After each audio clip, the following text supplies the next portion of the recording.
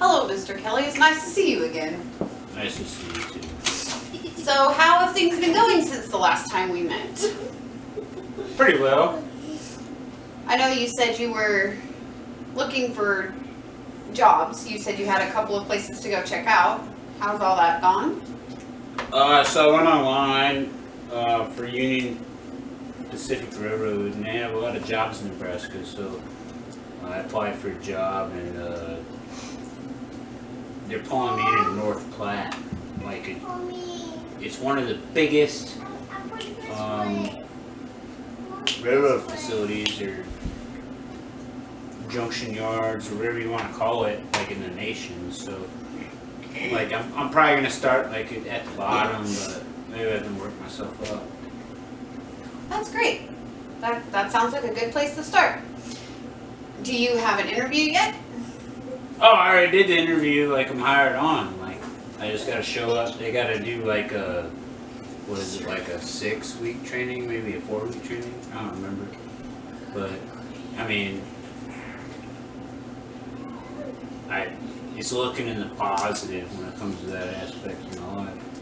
That's wonderful. That makes things on the other end looking up a whole lot better. Well, I know at the last meeting we discussed that this was going to be our final meeting, and I want to go over everything we've accomplished over the last couple of months. You've made a lot of progress.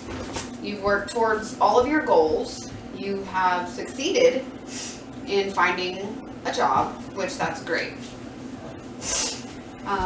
Looking back on all the progress that you've made and all the things we've worked through, what stands out the most in your mind?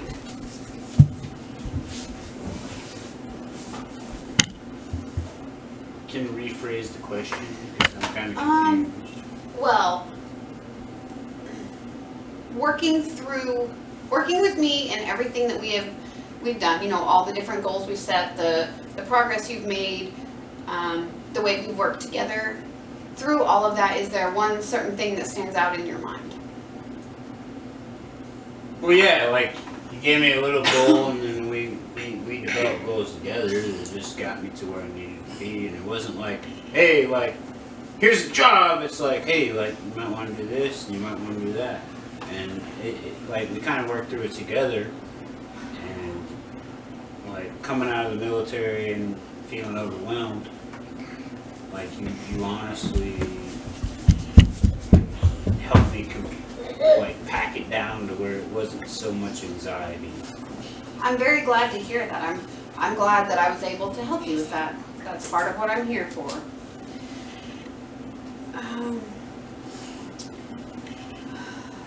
At the last meeting, you said that you had that interview, and you said that went great, that you got hired on, so that's great. Do you have a timeline as for when you're moving?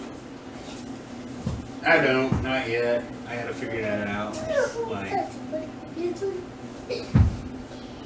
kind of stressful. Moving's stressful, so I gotta like go back to my house after this meeting and like draw it all out, or get on my computer and just do it on Excel. Like, but it's super hard moving, and it takes a lot of, like, it creates a lot of stress. So I'm trying to minimize that stress myself by actually planning it all out. So you're feeling a little overwhelmed with all of the stress that comes with moving. Is that right? Yes, but I already know, because being in the military, I moved a lot, that if I do it the way that I do it, it'll be less stressful. That's great that you have a plan. That always helps, making lists and following a schedule. Now that you have completed this goal and you no longer require services, as well as you're moving away, you probably have some goals in mind as to what your next steps are going to be. Of course, moving, right? Getting moved and getting settled. How would you break down those goals into something that's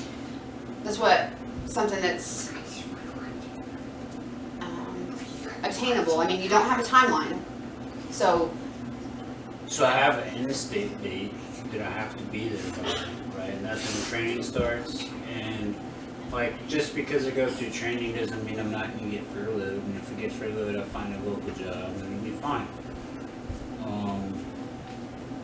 But from all my battle buddies from the past that I've talked to, they said furlough is the greatest thing that I could ever do for myself. But to keep my mental capacity up, like I'm moving to Nebraska, I'm from Nebraska, and if I'm down, I just get some tickets and I'm gonna go down to Nebraska football and watch that, or Nebraska basketball, because that's something that when I was a kid, like I loved. And on top of that, like if I get furloughed, it's fine. But the thing is, I finally have my foot in the door somewhere, and that's going to allow me to try to take care of my family. Doesn't mean I'm not going to fall. It just means that I'm somewhere where I'm good for right now. Well, that's good, and that's a positive step forward, and I know that's what you've been working towards to reduce the stress and anxiety of not having a job and not being able to provide for your family.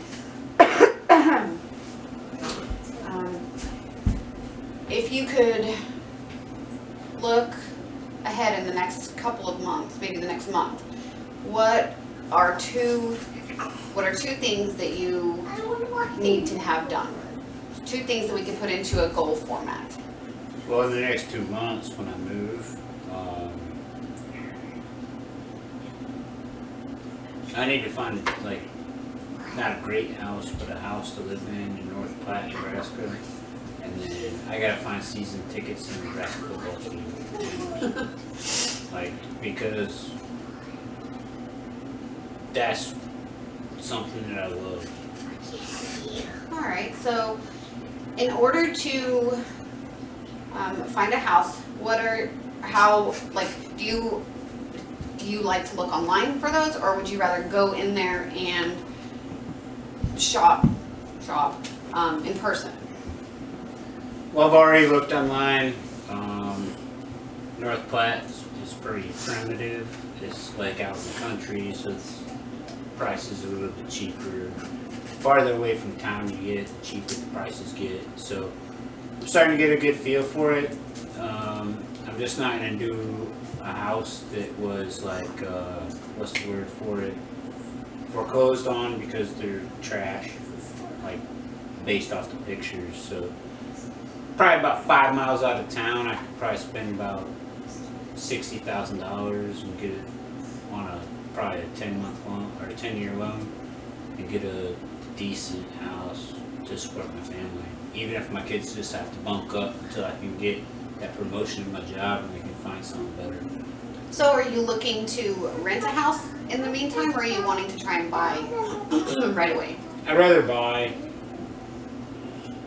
because then it's your house and they can't just say, hey, we're selling our house and you need to leave. So I'm going to buy the house. Like I said, like 5 miles outside of the city, $80,000 house. My kids might have to like do 2 and 2 per room, but that doesn't bother me. What's going to be big about that is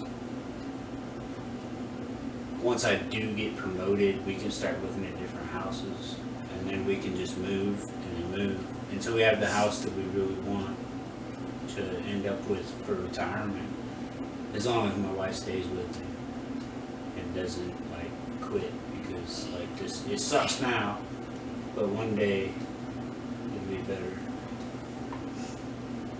Okay. Well, that sounds like an additional stressor in the back of your mind. The fact that you think your wife might leave because things are getting hard is... I don't think so. I don't think she will, but like, I've been in the Army for 20 years and I've seen it. It comes and it goes and it ebbs and it flows. Like, I've seen the best husbands lose their wives. I've seen people that are outstanding non-commissioned officers and their wife just leaves them for somebody else. And like, I don't think it's about the Army, I think it's about society. And that very well could be. Times have changed. People's expectations of what a marriage are have changed. Oh, well, Since this is our last meeting, thinking back, can you think of things that I have said or done that you found particularly helpful? We try to help out with websites. You try to help out with the resume. You try to help build my confidence. And you just try to make me feel like I wasn't a piece of shit. When I was down in the gutter. Well, I'm really glad to hear that. That just means that I have been doing my best at what I've been trained at. That's really what I work towards. Is trying to make people feel empowered. Give you a sense of, I can do this, and provide you with resources that can help you to achieve your goals.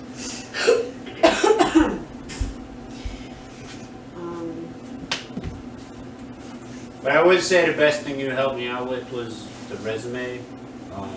Like when I went to Soldier for Life, they helped out, but you helped me tweak it, and I think that's what helped me get the job, not got the job. Sorry, I apologize. Well, that's really good to hear. That it always feels nice when I hear from somebody that I've worked with that I've actually helped them.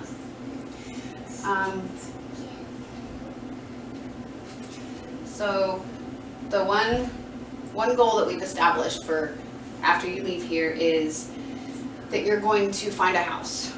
You think you can do that within the next month? I've already looked, and I already have one, or like 3 that I'm going to go look at after this, so yeah. That's great. That's really good to hear. I'm glad that you're being proactive. That's always something we like to see. Are you going to be using a moving service whenever you move? No, I'm probably just going to move myself. Well, and you said you have 2 boys too. They should be perfectly able to help you. No, they're little. They're still little. I guess I must have misunderstood. No, I got 2 boys. They're like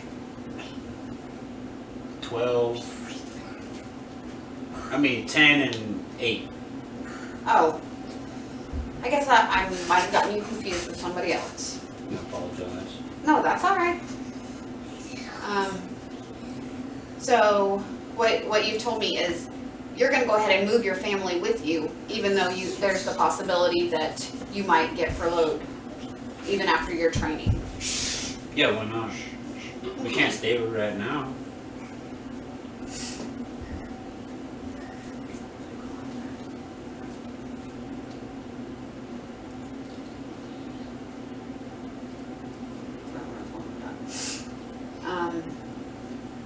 So for that second goal, you want to have your house packed up and ready to move within the next month. Well, I already know when my training starts. Like I'm pretty sure I'm gonna get this training date. Like they have so I'm gonna get the house, go through the training. It's fine. Like we're gonna move there, and if I get furloughed, like I can find another job outside. Like it's not that hard to find a job. So like when it comes to like Burger King, McDonald's, I just work at every single fast food joint, just like pay them the ones that's instead of furloughed. Like it's not gonna be that hard. Yeah. So what you're saying is the first thing you're gonna do is get your house before your training, and then go to your training, and then No, I'm gonna do the training first. And then get your house. Yeah, I'm gonna go to the training, then get my house. And then okay. Well, But we're all gonna move up there. We're just gonna stay in a hotel. Oh, okay. And like I'm gonna put all my stuff in the storage unit until I actually can get the house. All right. Have you looked at the hotels in the area so you can plan where? Yeah, they got an extended stay, so like it's gonna be like a month rent type deal rather than like $90 a day. So good. It's gonna be good. That's good. So you have the plan to get your hotel, go up there for your training, and then rent into the house. Yeah, and I've already talked to them, but like if they take that house, like houses about 5 to 10 miles outside of the town, Mhm. like, they all seem to cost around the same amount. So even if the house that I'm looking at right now goes away, I'm still gonna have options. That's great, and that's encouraging. You know, that you're not just going to a place that you've got one or two houses here or there. You know, No, you I have options. analyze stuff and then I look at, like, is there differences in, like, for the amount of bedrooms I need, like, it's pretty flat across the board. That's good. That's great to hear. So we've talked about all of your progress and our work together. But before we wrap this session up, I would like to talk about how ending this relationship feels. There's always, you know, with ending any relationship, there's always feelings, whether it's professional or a personal relationship. So how does ending this relationship feel to you? I don't think I understand what you're talking about. Well, so when I think about us not meeting anymore, it kind of makes me a little bit sad because I've really enjoyed watching you grow and watching you make progress and watching you change for the better. I'm sad because you're leaving, but I'm also excited for you that you've made such great progress, and I'm proud of you for the goals that you have achieved. So you make it seem like we could never talk again. Well, ethically, I mean, if I were to see you in public somewhere and you were to speak to me, I would definitely, you know, say, hi, how are you doing? You know, ask about how things are going. But we've been meeting, you know, every week and a half for the last couple of months, and that built a bond, you know, and you're moving to another state, so. So maybe in an army for a very long period of time, every service that I've ever had, they hand out a card and say, hey, if you ever need to talk to somebody, it has a phone number. So I don't understand what you mean by, like, I can never talk to you again, because, like, why couldn't I call you No. if something were to come up with, and not like on your personal phone, but like on a phone at your office card? Well, I would definitely send you home with a business card and my phone number. You know, you're always welcome to call. You know, if you have questions or if you need resources or if you're having a hard time, you know, in North Platte and I can reach out to somebody there, I would be more than happy to do that. And maybe you could look up, because I haven't been able to find, maybe they have some veterans offices like they do here. Maybe they have some opportunities for veterans like they do here, but I haven't been able to find them online. I will definitely look into that for you because that would benefit you greatly. You know, you said you're from Nebraska, but you aren't going to be in the same town as your family, so I want you to have some place where you can go that you would feel comfortable, you know, and where you can get services or, you know, anywhere that you need to get help. I would be more than happy to provide you with those resources. And like I said, if those aren't working out, give me a call and we can figure out, you know, we can find another road. No, I appreciate that. And I really admire the way you've approached and overcome these challenges because I know that's not been easy for you, you know, making such a huge adjustment, but you have made outstanding progress and I'm very, very proud of you for that. So that's about the time we have, and please feel free to call me, you know, if you need anything, and I really wish you all the best. Can I get one of those cards? Absolutely. Let me grab one of my notes.